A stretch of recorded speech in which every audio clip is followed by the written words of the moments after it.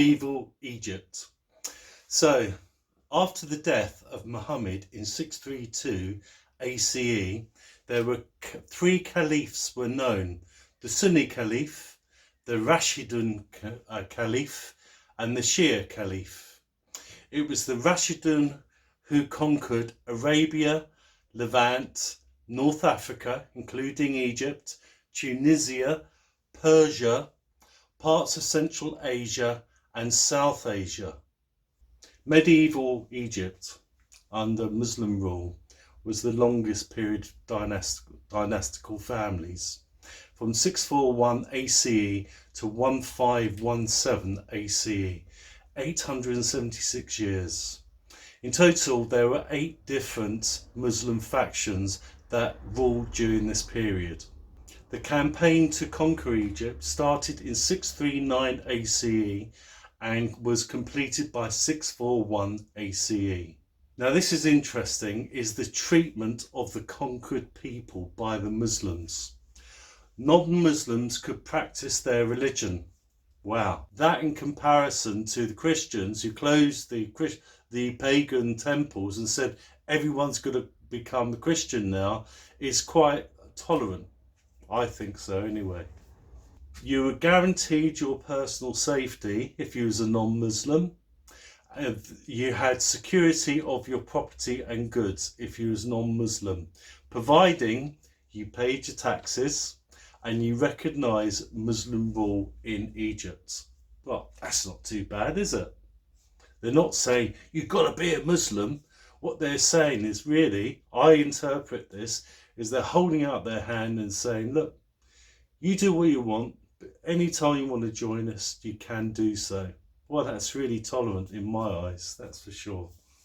Under this first Muslim rule, Egypt was divided into 2 parts, Upper and Lower Egypt, each having their own governor.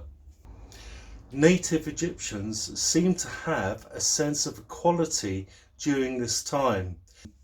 The last time they experienced this was under Nectanebo II, before foreigners started ruling their country.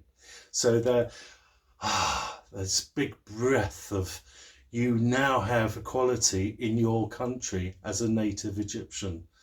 About time. Now, as I said, there were 8 different factions of Islam that ruled Egypt. The one we're interested in is, if I can pronounce it, is the Ayyubid dynasty led by Saladin. Now, he was a Sunni Muslim.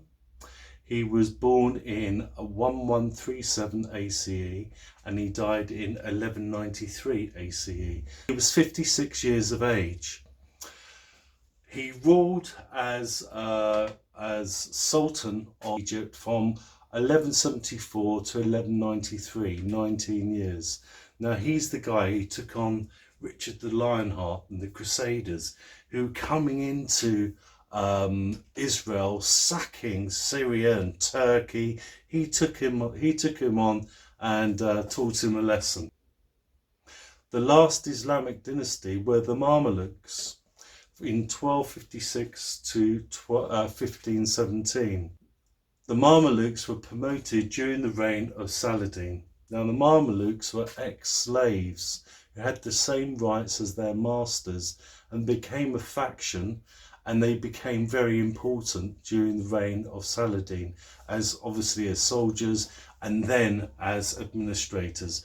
Eventually they created their own dynasty.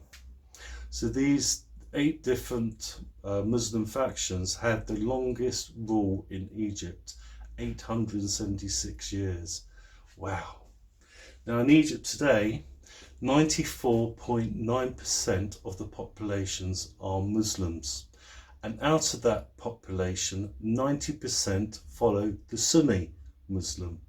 So that gives you a good idea of what's going on today. So Saladin's influence, because Saladin was the Sunni Muslim, he obviously demonstrated a lot of tolerance, just like the previous Muslim dynasties, and that was successful and it's continued today. So that gives you a brief outline of medieval Egypt and the conquest of Islam. You know, we tend to think in the West that they charged in on horses and swords, cutting, killing, slashing, but really what they were doing was they were conquering people and giving them a choice.